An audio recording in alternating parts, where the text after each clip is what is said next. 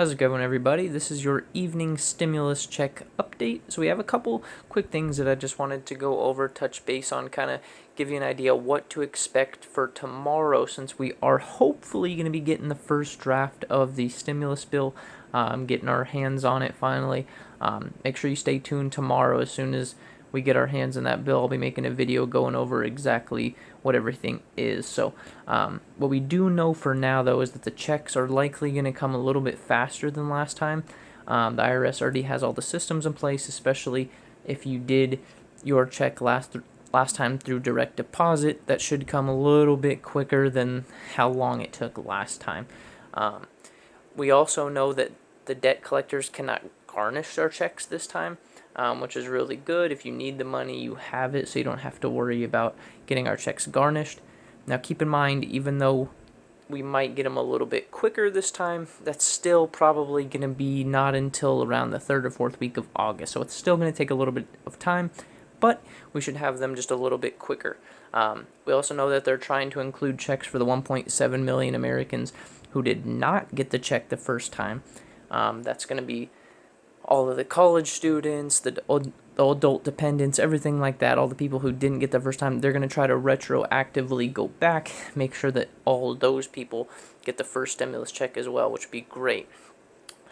As far as when we think that this could go through, some are saying that it could be passed as soon as Friday, while others are saying that it could take a few weeks. So we're just going to have to wait and see kind of how the time frame pans out on that. So what I want to go over now is just a few things to expect in the first offer, because that's what really this first bill that we're going to get hopefully tomorrow or the next day is really just a starting offer. It's not the final written part of the bill. It's just the first offer that they're going to make. Changes or can be made, but some of the things that I'm expecting to see in there, as I mentioned in today's earlier video, is going to be $1,200 stimulus checks that are probably going to be going to the same group of people as last time. Now, this could be different. I'm expecting it's probably going to be the same group of last time, though they're going to try to keep it easy. So we're not expecting any money to the essential workers or states or local governments, which is kind of a bummer. I know essential workers should be getting something, but we're not expecting that as of right now.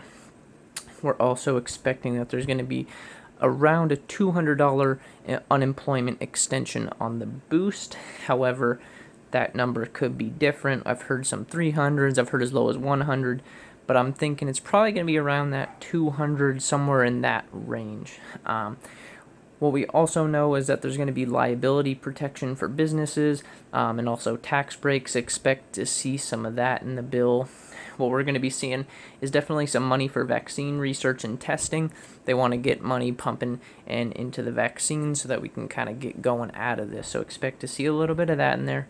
We are not expecting a payroll tax cut, even though Trump had been really protesting and saying that that was going to be in there. That's kind of faded away the last few weeks here, so we're not expecting to see a payroll tax cut come through. We're also expecting to see in there money for childcare and schools, which is great news. I don't know how exactly that's going to work out. It might be in the form of laptops for kids, to learn online, to do online learning. We're not exactly sure how that's going to pan out, so we're going to have to wait and see kind of the way that they detail that out and how that goes. We're also probably going to be looking for the eviction ban to be extended out, which is really good. That way people aren't just getting evicted and causing a whole crisis on that, and that's the last thing that we want to see happen on there. We are not expecting any new forbearance. We shouldn't get any new forbearance in there. You guys should be able to get a lot of that forbearance already. If you have not, as far as things like on your credit card, student loans, your housing, you should be able to get forbearance already. So we're not expecting to see anything new on that end. And we're expecting to see some kind of new working capital loan. We're not exactly sure who's going to be able to get that or kind of what the details are on that just yet, but we're expecting to see something of that extent in there. Like I was saying, tomorrow morning, make sure you guys check in. As soon as I get my hands on the bill, we're going to go over. I'm going to make sure that you guys know kind of what was introduced in the first bill, what to expect. Make sure, because everything could be a little bit different. These are just my expectations of what we're expecting to see in this first round of the bill. But we're going to make sure as soon as we get my hands on that, I keep you guys updated. So thank you guys for watching this video. Hope that you guys have a good rest of your evening. Make sure you subscribe if you have not already. Click the like button. That helps me out a ton. I appreciate you guys all for watching. And thank you so much.